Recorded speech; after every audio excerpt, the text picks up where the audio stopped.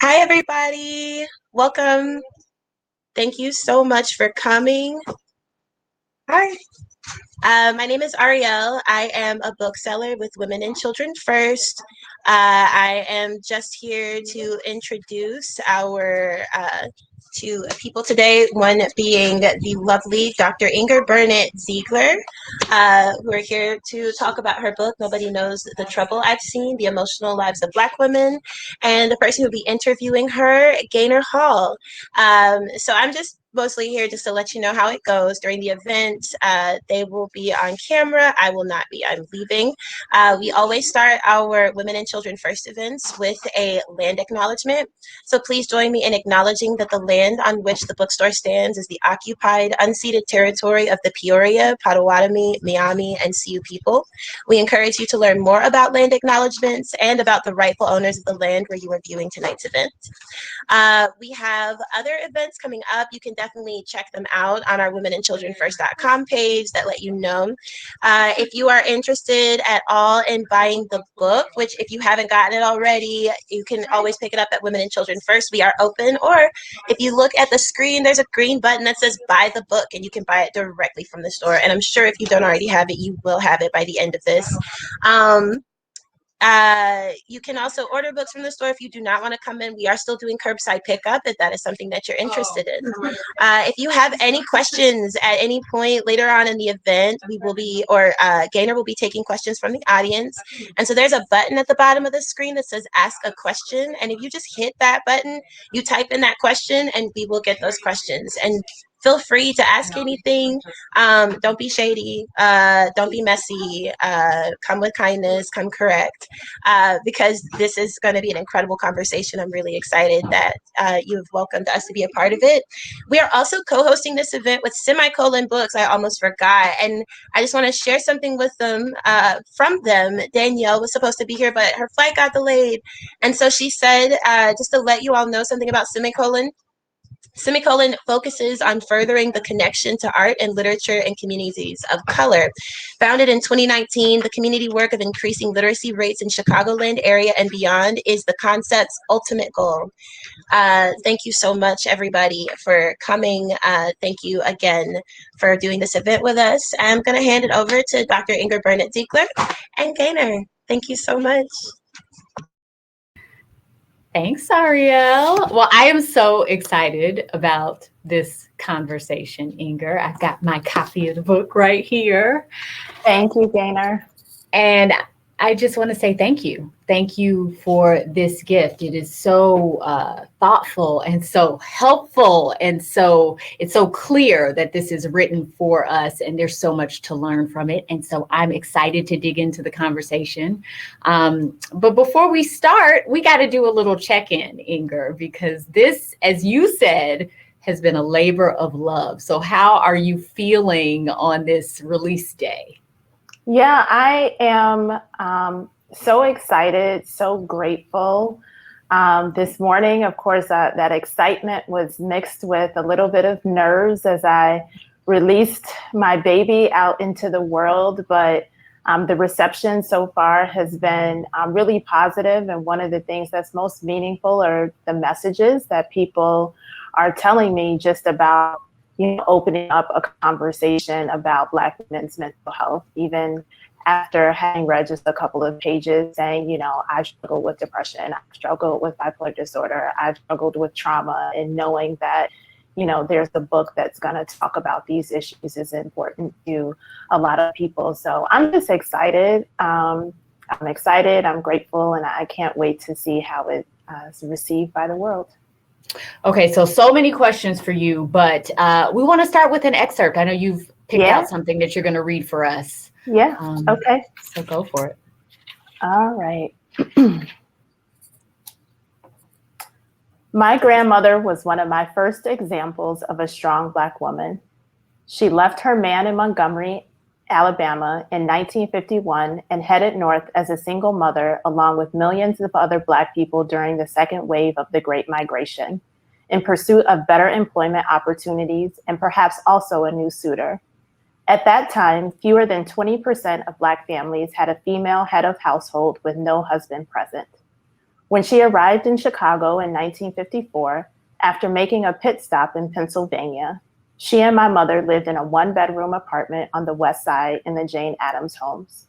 The public housing complex was initially built for impoverished Italian and Russian Jewish residents.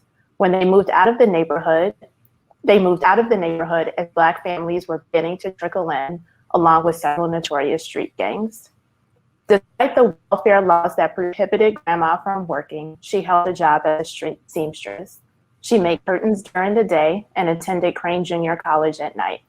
Assured that her fate would ultimately turn, she rolled the dice on herself and played her numbers in the policy game, underground lottery in the neighborhood. Her younger sisters, who remained in their distressed marriages, sent money to help fill in the financial gaps of the husband she'd left behind. But my grandmother's thorny temperament ensured that they remained on the outskirts of her and my mother's lives and kept them isolated and without the emotional support that they didn't know that they needed. Grandma never rested in good enough. With every accomplishment, the lust for the sufficiency of validation dwindled only slightly. For more than 30 years, she worked as an unemployment counselor at the state of Illinois Department of Labor. When I went to work with her as a little girl, I imagined that I too had an important job helping people, answering the phone and memos that would ultimately change the course of someone's life. The constant flow of other people not having enough kept my grandmother moving forward. She quietly repaid her debts to the system that helped her to claw her way out of poverty, yet she could never afford to let down her defenses. Eventually, when she was more than 50 years old, Grandma moved out of the public housing and returned to school through a program offered by her employer to earn her bachelor's degree at Roosevelt University. At that time, only 8% of Black women in the United States had a college education. In the early 1970s, when predatory lending, redlining, and restrictive covenants were rampant in Chicago, she purchased a ranch house facing the train tracks in the previously Dutch community of Roseland. White flight was at its peak, and Black folks rapidly began to occupy the neighborhood. With every visit I made to Grandma's house, she planted the seeds of my self-worth and willed to me her expectations for greatness. They were steeped in the Lipton's lemon tea that we sweetened with packs of Equal and sipped out of pink porcelain teacups. We drank and held out our pinkies while speaking in fake British accents. She and I sat in perfect manner in her ornate wooden dining room chairs, which swallowed my petite frame and left my feet dangling beneath the table. As we delicately placed the teacups down on the sauce, we pursed lips together and fluttered our eyelids, mimicking the air that we imagined rich and important people had. "Be still and stop kicking," Grandma said, teaching me how to be proper and dignified.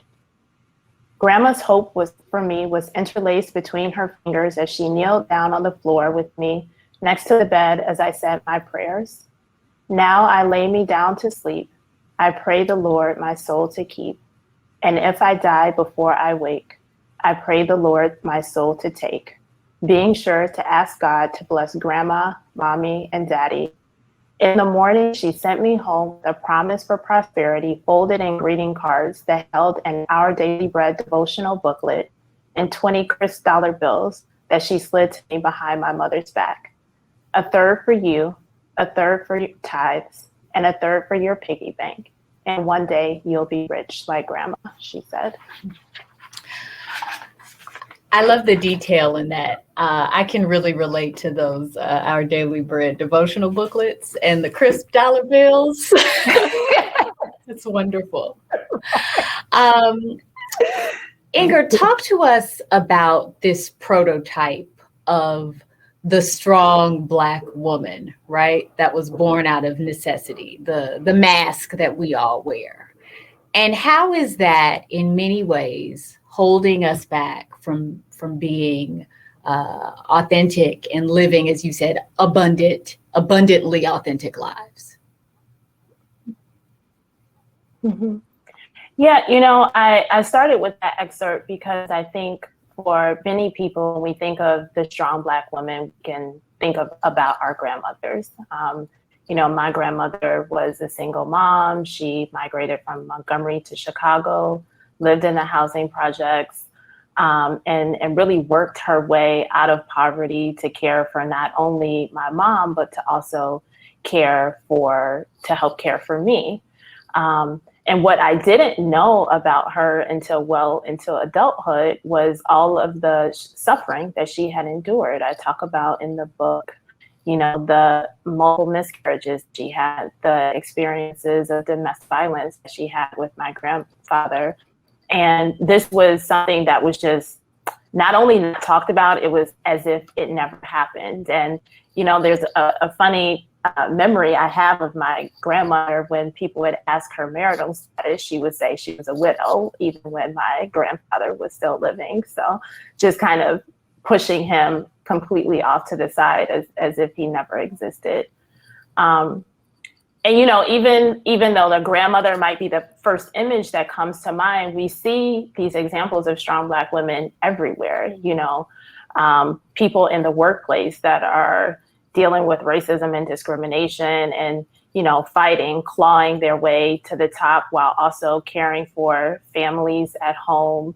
I see it in the patients that I work with who are across the socioeconomic spectrum, having family situations that are different, that are, dealing with trauma, dealing with rejection of their family, but still holding it all together, still smiling as they walk through the world, still showing up at church every Sunday, still figuring out how to make their dollar stretch, whatever it may be.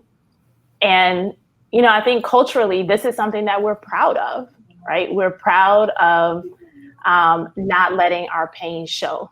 We're proud of being able to endure hard times and still come out on top.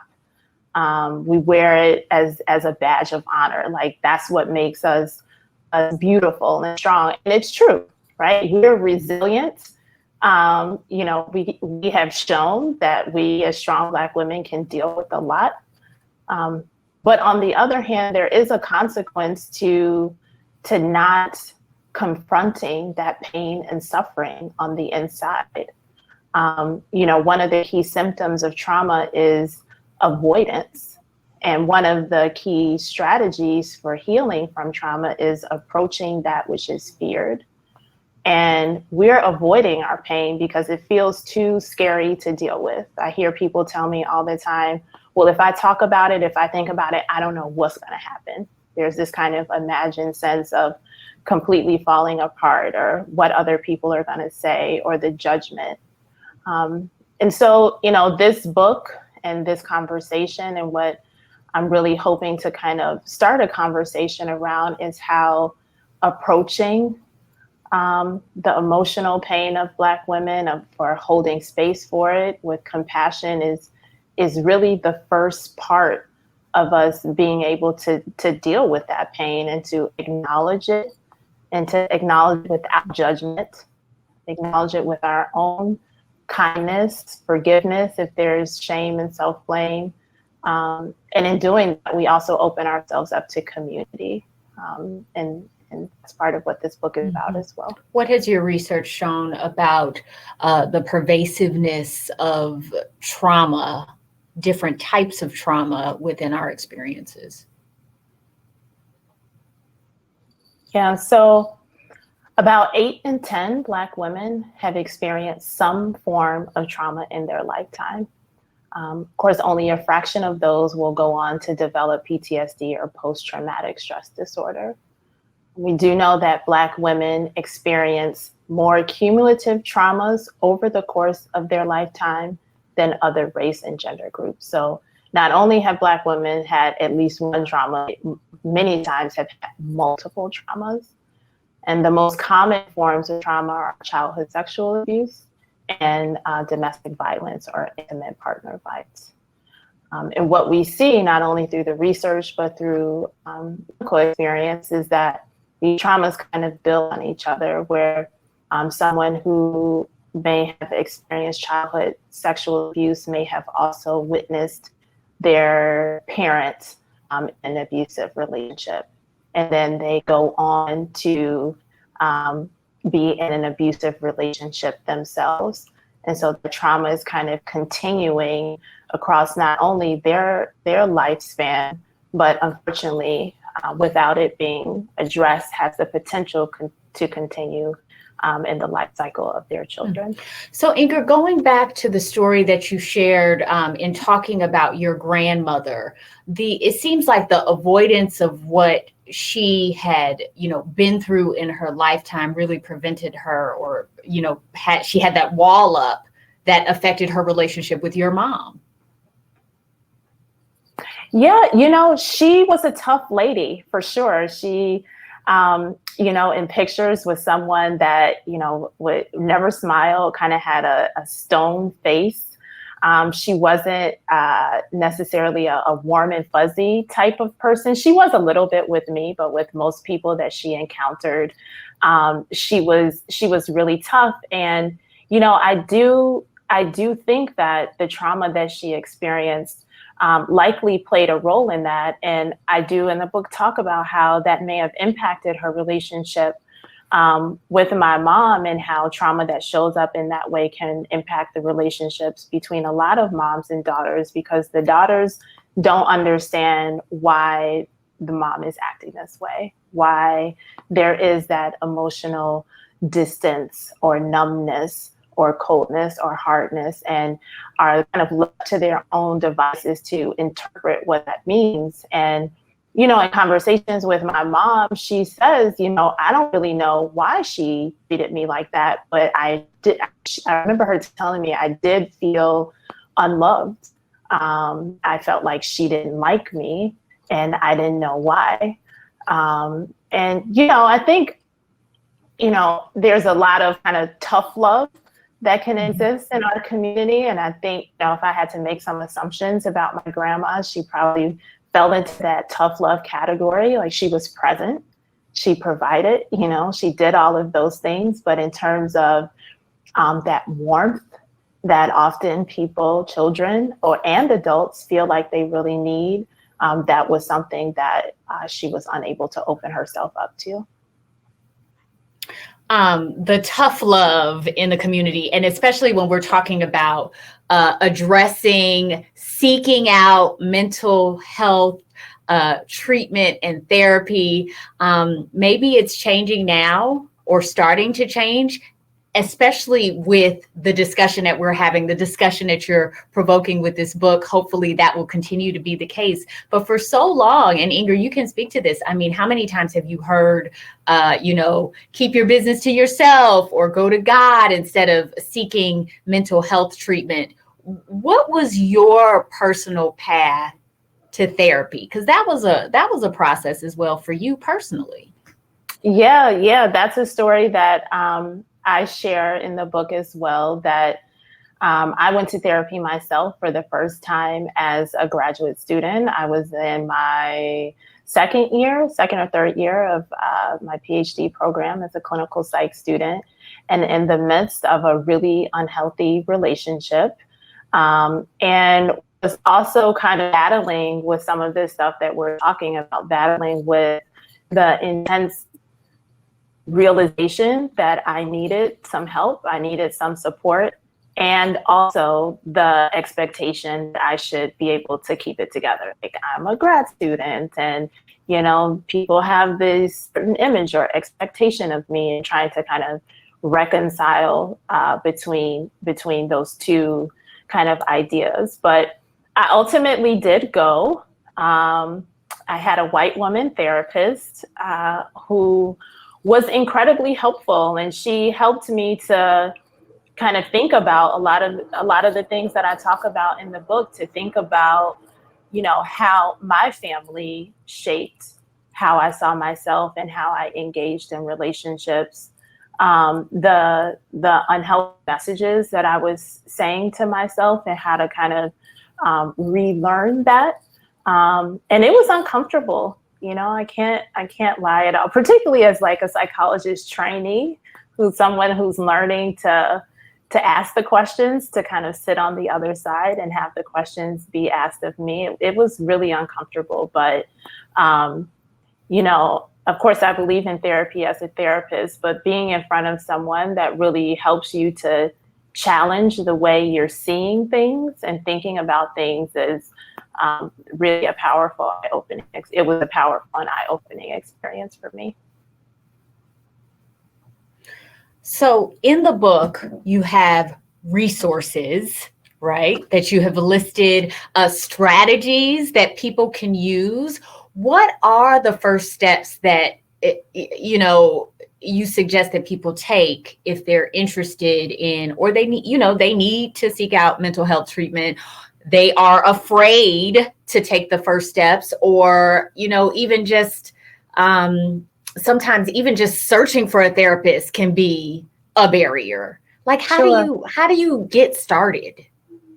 Yeah, I think the tough thing that I've noticed, particularly in kind of casual conversations I have with people, is so often, particularly for Black women, the threshold for when people identify themselves as needing help is too high, right? So if we're still kind of getting up every day and going to work, then I don't need help, even though the suffering, the pain can be really intense. And it can be showing up in different ways. It can be showing up as irritability. It can be showing up in kind of, dysfunction at work or strained relationships and those types of things. And so, the place to start is really being able to identify some of these signs and symptoms in ourselves. And I hope the book is kind of a start to that, just a start to be able to say, yeah, I have trouble sleeping. I have a lot of shortness of breath when I'm worried about something. I've noticed myself withdrawing from friends and family. And then using that as an indicator to say, yes, it might be time for me to get some extra help. In terms of resources, I think the places that I encourage people to start is starting with your primary care physician. If you have one, is a good place to start, because they should be screening you already for depression. And based on that screen, they can refer you to a specialist. If you're employed, then going to your employer, if you work for a larger corporation, might offer an employee assistance program that usually provides some time-limited number of free counseling sessions. And then after that, you can either continue with paid sessions or go to another provider. And then outside of those kind of, I would say first line gateways, there are lists of insurance companies. Psychology Today offers lists, and there are numerous online resources and self-help resources, books and things like that are also available. But I think it's important to acknowledge that navigating the mental health service system is not easy. Mm-hmm. It's hard. People, even after they've made that decision to get help, one of my good friends said to me, she said, "What am I supposed to do? Just pick somebody out of the yellow pages? Like, how exactly that you're sharing your life with?" Exactly. And so, it is challenging to figure out who to pick, who might be the right fit for you. The first person might not be the right person, although, I encourage people to kind of give it a chance before saying it's not the right person over the first or second session. But it is a process, and, family, or like I said, a primary care physician can be helpful in terms of navigating through that process. What about this issue of time? I don't have enough time to do this right now. I am fighting at work to be seen at work. I am caring for my family. I have a million things to do. How do you prioritize this? Yeah, so it's just that. It's making ourselves, our mental health, our physical health and wellness a priority.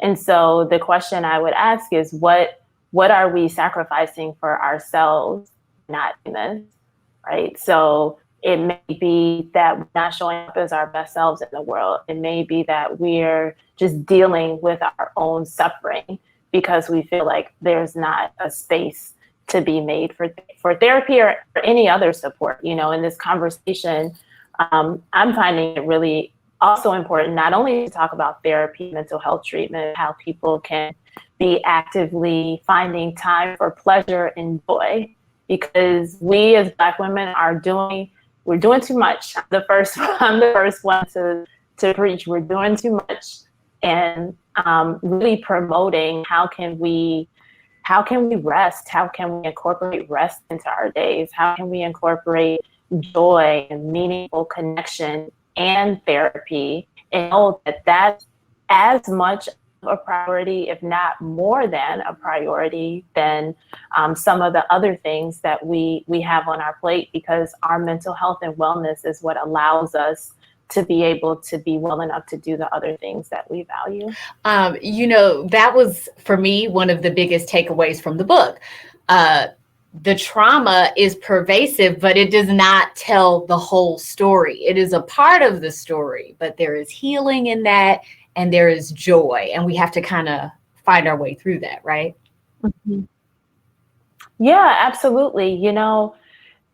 We talk about time, and I think that COVID has really been, hopefully, a wake-up call for a lot of people in terms of how we can radically restructure our time in a way that keeps us well.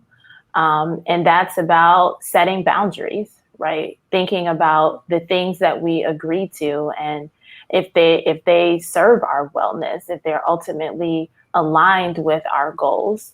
Thinking about, like we said, prioritizing self-care, thinking about intentionally implementing pleasure. And that pleasure can be, the thing I like to use as an example is the perfect cup of coffee. It could be a really good meal. It could be making sure you pick up the phone for, a girlfriend to laugh for 5 minutes. It could be the smallest thing that we might tell ourselves we don't have time for, but those little bursts of joy really they fill us up, because too often I hear people talk about feeling depleted, talk about feeling, overwhelmed and frustrated because they're putting so much out and not getting anything back in return. And we have to make sure that we're putting something back into our cup. That is a really good visual, filling up the cup. What do you think, or what do you want to say about the weight of racism in terms of what we're experiencing and how that is impacting us physically and mentally on the day-to-day? I think when I think about the weight of racism, I really think about it from a generational perspective, because I think that the suffering that our ancestors endured, we carry that in the expectations that we have for ourselves as Black women. It's because of what our family members went through, not only with, enslavement, but also in the challenges they faced in order to let us be here. We carry that, we receive these messages of perfectionism. We receive these messages of, how we should show up in the world and what we can do and not do and what we can talk about and not talk about. And then you add on to that the everyday racism and discrimination that we're facing, the expectations that are at work, the being denied opportunities, the racism that we endure even, on the street. And then we come home and see it again on TV. And so it's familial, it's in our everyday lives, and then we have the vicarious racism through conversation and other media outlets. And so, I think that for one, we have to acknowledge that. I think for some, there's a kind of it just is what it is, right? And just a tolerance for it, because there's that hopelessness that this is just what we have to deal with. And it is a painful part of our everyday life, but we have to acknowledge that the impact that it has on us, and think about how that shows up. I see it showing up as, people being tired. That's the number one thing that I hear a lot of the clients that I work with talking about, being tired of teaching, being tired of arguing about our humanity and our worth, being tired of having to work harder, being tired of making a mistake and feeling like everything is lost or the rug can be pulled out from under us at any moment. And so these are all things that we have to contend with, and figure out, where we want to set up some boundaries in order to protect ourselves in that process. Yeah. How do you protect yourself when you're feeling like, whatever you do, it's not enough. It's never enough. And it's in many ways out of your control. Yeah. So the first part of that is recognizing what's in our control and what's not in our control, right? The second part is identifying what messages of racism and sexism and discrimination we're internalizing. And I think that I hear that all the time about these messages of worthlessness, messages of not being good enough that are real from the outside world, but resisting that urge to internalize them and be able to alternatively recognize our own worth and our own humanity in the communities where we feel safe, where we feel seen, where we feel heard, and where we feel validated. If we, by whatever circumstance, are operating in environments where racism and discrimination are pervasive, maybe in the workplace or what have you, having other communities where we're validated, other support systems, and drawing some boundaries around where those, negative messages are being sent out can be really important. Yeah, the support systems are key. And I'm thinking too, I've been thinking about your title, Nobody Knows the Trouble I've Seen, the spiritual, right? Right. What are the possibilities when we share our stories, when people know the struggles we've seen and we can collectively come together around that? Yeah, thank you for that question in particular, because one of the things that really motivated me to write this book was that time after time after time, people were coming into the therapy office, Black women specifically, that had experienced childhood trauma, that were experiencing domestic violence, that were experiencing, any form of trauma across the spectrum, and feeling like they were the only ones. And they felt like everybody else had it together, and they were the only ones that were kind of falling apart and needing this extra level of help. And because they felt so alone, there was so much shame and embarrassment. Well, everyone else is, being a good, strong Black woman. What's wrong with me? Why can't I deal? And so I wanted this book to be a way to show the collective trauma that so many Black women endure, and to help to kind of be a gateway for people to know that you're not alone, that there's so many other people, unfortunately, that have gone through the same experiences, and that there's healing in sharing our stories. Brene Brown has a quote that I love, that she says that we like to see vulnerability in other people, but we don't like to do it ourselves, right? So it's like a good, it makes us feel warm and fuzzy and close to someone else when they show up, when they expose themselves to us, but it's hard for us to do it. So this is really a challenge for us all to explore the ways we can be vulnerable safely, right? So vulnerability is, to be vulnerable with someone is an honor, that you've identified them as a safe person to share your story with, someone that you can trust. And there's connection in that. There's being seen, there's being understood, and knowing that you're not alone. Hey, the safe part of that is really critical too, though, right? Because you don't want to just be vulnerable. It has to be a safe space. Can you talk about that? Yeah, that's something that I talk about in therapy often when people are toying with this idea of having difficult conversations, and asking women to reflect on, is this a safe person? Is this a person that has demonstrated themselves to be trustworthy, demonstrated themselves to be one that can kind of hold space and hold your information with respect, with privacy, if that's what you're asking for. It can come up if you're sharing in an intimate relationship. It can come up if you're sharing in a friendship with a family member.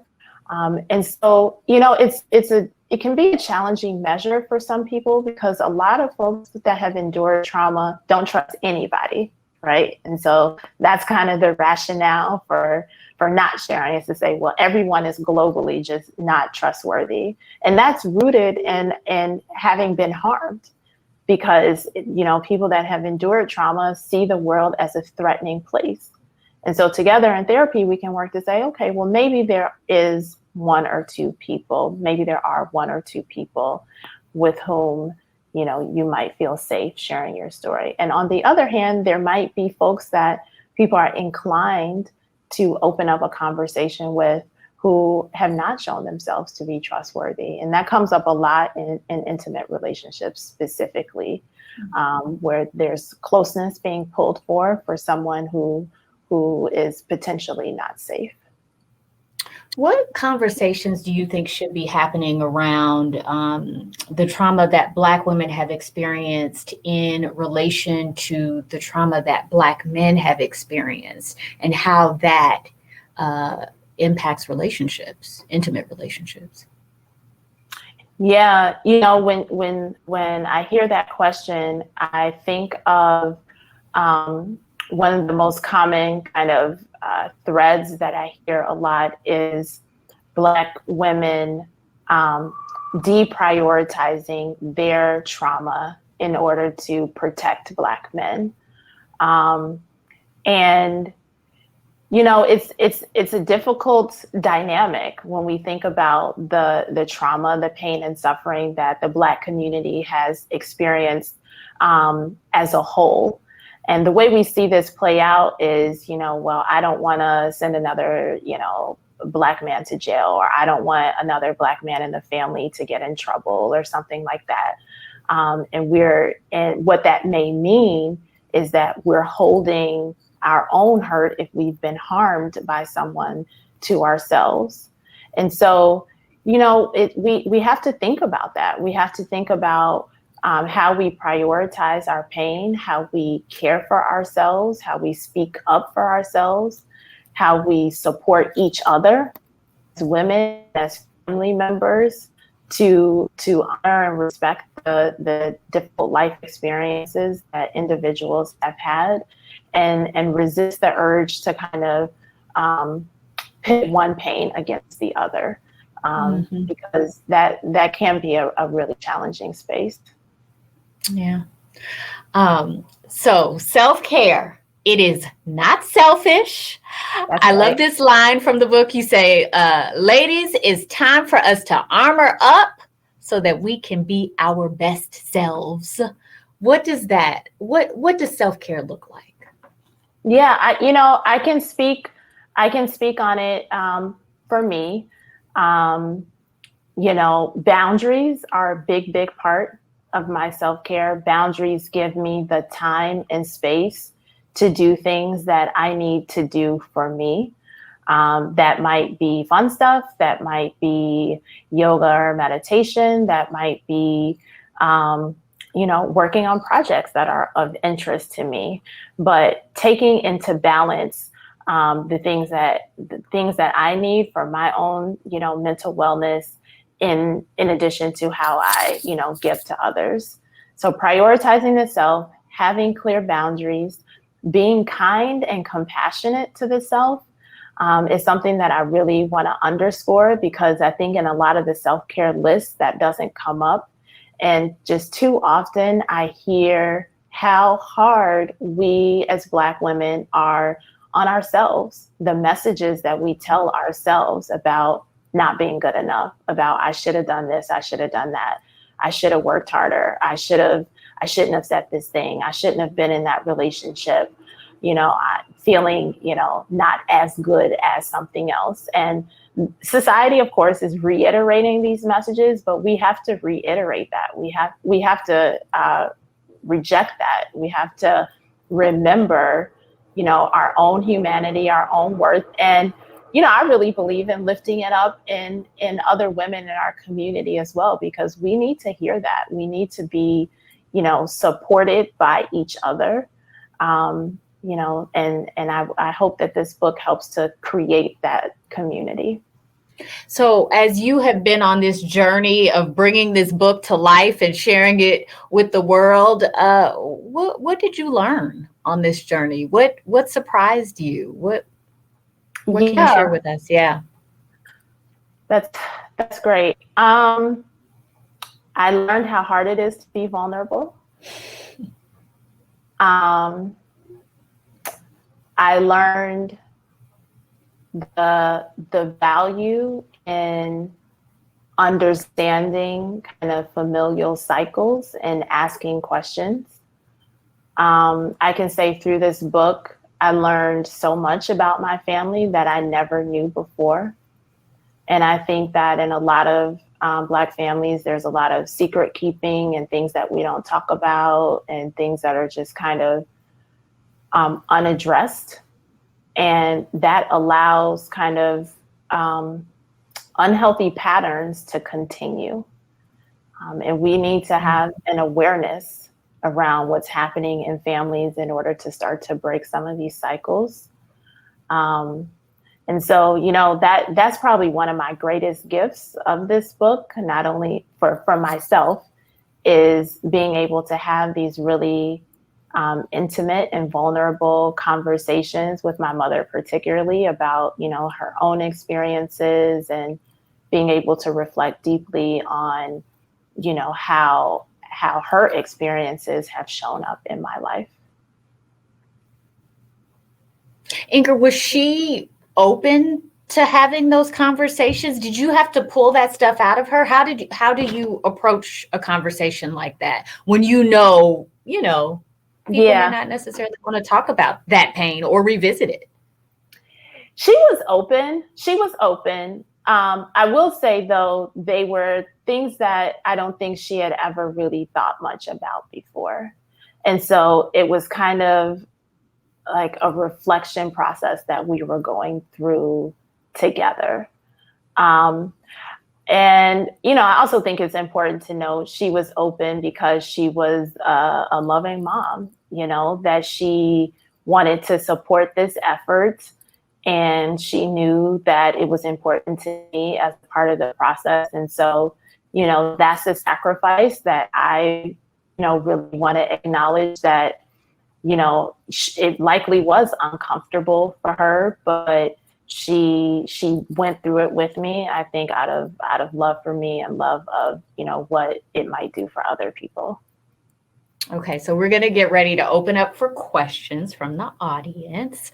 But I just want to get some final thoughts from you. I mean, and you have alluded to this throughout the conversation, but what do you want to come out of this book? What is your biggest hope that people will take away from it?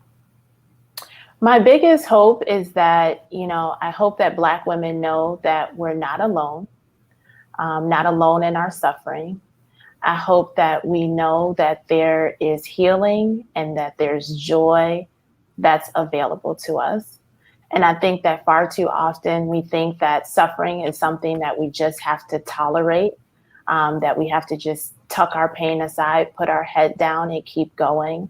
But we don't. We are entitled to all of the possibility, all of the happiness, all of the wildest imagination of dreams that everyone else is. And I hope that we avail ourselves to that. And I think that, mental health and physical health is a critical part in being able to fully live our lives with abundance. And also that mental, physical health, I mean, they're so tied together, right? Yeah. And, I wanted to draw attention to that in the book because, so often we prioritize the physical health, but they're interconnected. There's loads of research that talks about the impact that chronic stress has on our physical health, being related to obesity, being related to diabetes, hypertension, cardiovascular disease. There are pretty clear links between chronic stress, which Black women are disproportionately exposed to, and all of these chronic health conditions that Black women are also more likely to have. And so, you know, prioritizing our mental health also has the potential to have positive outcomes for our physical health as well. Okay, so we don't have any questions yet, so I'm going to keep rolling here. And I see someone just posted that, you know, this book and this conversation is so needed. One of the things that you said that kind of stuck with me was talking about the threshold of what it takes for, in many cases, for Black women to say, okay, I'm going to seek out mental health treatment, therapy. What do you think is going to take to lower that threshold? What needs to happen? I hope that, you know, conversations like this are really an important step. You know, what I see around that is, particularly in, not so much in the therapy office, but in other spaces, I often encounter people where it's like, it doesn't take much before the floodgates come open. And there's just so much pain below the surface that on most days is just being held in and cling to tightly just to make it through the day. And I want people to know that you don't have to kind of white knuckle it through everyday life. You know, if you're feeling like, you know, oh, I can just make it, oh, I can be fine, think of it as preventative, right? We take preventative measures for our physical health all of the time. We don't have to wait until we've hit that threshold for us to have an indicator of getting mental health treatment. And so often that's the case. People think, you know, the problem will go away on its own. It's just a moment, it'll go away on its own. Well, how long have you been feeling this way? When people come to my office, usually it's years. It's not a couple weeks, it's years that they've been suffering, right? Or people say, you know, well, I can deal with it on my own. I'm just gonna kind of push through. Well, how's that working out, right? Because it looks like the pain is still there. And it seems like getting additional support is a way for you to take control of take control of your mental and physical health. And so I like to frame it in this way of doing all that we can in the right timing, right, which is sooner than later, helps us to prevent problems from getting worse. What about, you know, I can pray this away on its own? You talked in the book about the connection or, you know, the stigma that exists, especially within religious communities and circles. And I think you talked about, it was Gloria's story, right? Gloria, who was, yes. What lessons can we learn from that? You know, I think that religion and spirituality is really an important part of Black women's mental wellness. It's been a source of support in our lives for generations. And, you know, I think one of the messages that I really want to challenge is that religion has to be pit against mental health treatment or specialty mental health treatment. And in the story that you're referencing with Gloria, what I try to show is that, you know, she was devoutly spiritual, you know, 3 times a week church attender, scripture, you know, she knew her scripture inside and out and was able to use that in the therapy session. Right. And so she was able to say, this is a resource that God has put here for me. And so it doesn't have to be either or. And not either or. Yeah, it can be and. It can be and. It can be and. Mm-hmm. And I see faith leaders shifting in their conversation about how they're talking about mental health treatment, which I think is really going to be necessary in terms of letting congregants have permission, if you will, to seek out mental health treatment. Okay, so we got some really good questions coming in. So from Michael Harris Jr., he wants to know, what are specific things that Black men can do to support women on this journey? Hi, Michael. I'm so glad that you're on the call. I think that's a really important question. I would start by saying paying attention, right? Because often we're all moving on autopilot, kind of consumed with our individual lives, and we can miss things that are right in front of us. Listening and listening to understand rather than listening to respond. Holding safe space for what the other person might be experiencing and going through. Often with partners, we're eager to want to give advice when advice is not necessarily the thing that they're seeking out, but rather just to be heard and to be understood. And then finally, asking, how can I be of support for you? How do you need me to show up for you right now? And then if you're able to honoring what their requests may be. Mm-hmm. Here is another question for you, Dr. Inger. What inspires you? Oh, well, I would say my grandmother inspires me, sure. I definitely, she's passed now, but I definitely still kind of look up to her and look up to all that she accomplished in life and kind of the lessons that she taught me even as a little girl. Black women in general, the global Black women inspire me. Just seeing our strength, seeing our resilience, seeing the full spectrum of the way that we show up in the world. I'm so proud to be in a community of Black women. And so I love it when we're able to kind of lift each other up and encourage each other. And then finally, I remember when I graduated from grad school, my dad said to me, okay, you got a PhD now, so now what? Now what are you gonna do? Like, how are you going to, it's like, good, nice job, now what? How are you gonna make a life, of meaning, of significance? And so that calling to do something that is meaningful, to be of service to others, is something that inspires me as well. Mm-hmm. Here's a question from Dana Bolton. I received my copy of the book via Amazon today. Excited to read it. What should men take away from this book? I'm a husband, father, son, and brother of women. Hi, Dana. Good question.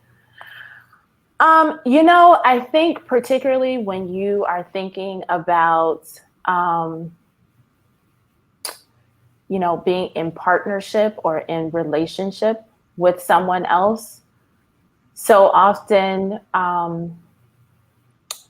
things that person might be displaying are not necessarily about you, right? And so this might be a tool to understand how trauma, how life experiences, how family experiences impact the way that Black women are showing up in the world.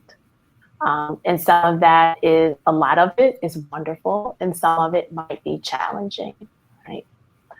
So understanding that there's so much that goes into how a person presents right in front of you would be one takeaway. And additional takeaway may be some ideas of how you can support them, giving them time to prioritize themselves, respecting boundaries, again, listening, or being that hand to hold them to get additional mental health treatment. I always think it's so just stunning to hear that statistic that you say 80% of us have experienced some trauma. And so we're walking through this world, and, we don't even know it, what others have experienced. And I want to expand on that a little bit, because we've talked about some of the kind of more pervasive traumas, the childhood sexual abuse, domestic violence, intimate partner violence, but other things fall into that category, like neglect, car accidents, like illness, exposure to violence, traumatic loss or separation, which can mean a very difficult death or separation of a loved one.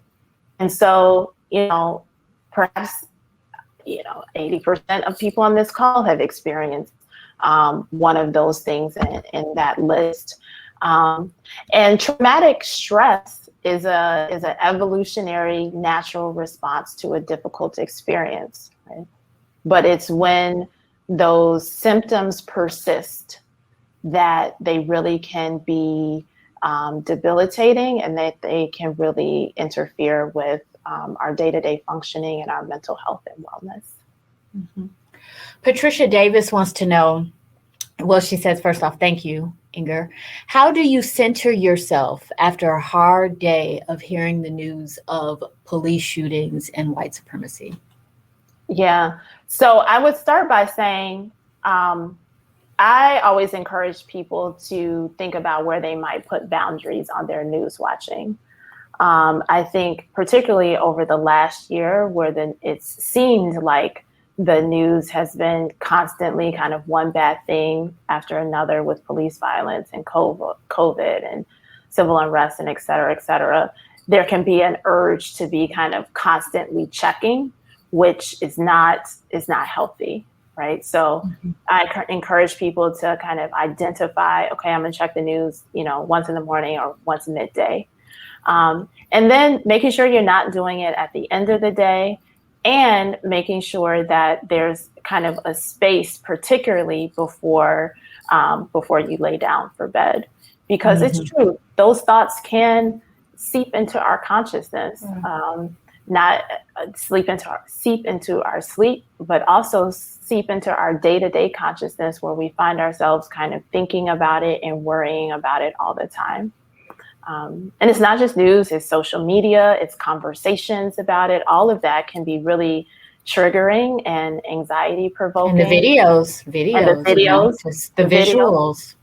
Yeah, I mean, as far as the videos, I can say for myself, I do pretty well with my boundaries around news watching, but the videos on social media, they can pop up, without you expecting it. And that happened to me. And it's jarring, because you're not thinking, okay, I'm going to watch the video. It's just you scrolling and there it is. And it is quite jarring and upsetting. So, being really intentional about the information that you're consuming and bringing into your consciousness. There was another part of Patricia's question that I missed, and she's talking about, dealing with the daily stress of having to outperform your colleagues. Yeah, that's difficult, because a lot of that is real, right? A lot of that in terms of this idea that we are not held to the same standard is real. But we as individuals have to decide, where am I going to draw a boundary for myself around that? To what extent am I going to kind of push to the limit and sacrifice my own mental and physical wellness? When is enough, right? And so I love the recent Naomi Osaka example, because it was such a beautiful example of saying, I am an elite athlete at the top of my game. The world of sports is expecting this of me, but I am not okay. And I'm going to put myself first. And that's what I have to do. And I think there's such a big lesson in that for all of us, in terms of the way we might be believe we have to sacrifice ourselves for our jobs or for other people. And there might, for some people, be spaces to kind of pull back from that and say, no, I'm not going to do that anymore. I'm going to choose me today. I want to acknowledge that I know everyone is not in a position where they're able to do that. And so that's maybe a different situation for some people. But for those that can, yeah, I really encourage pulling back when you need to.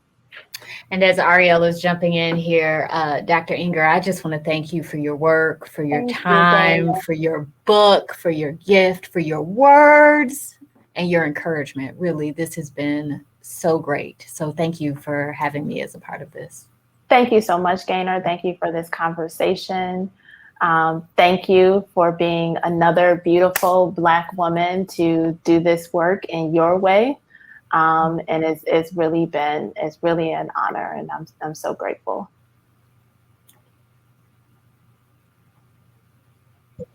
Thank you so much. That was so incredible. It was beautiful to be a part of that conversation. Again, everybody, if you are interested, if you don't already have the book, I see a couple of people in the chat have said they've already pre-ordered it. I'm so excited for you.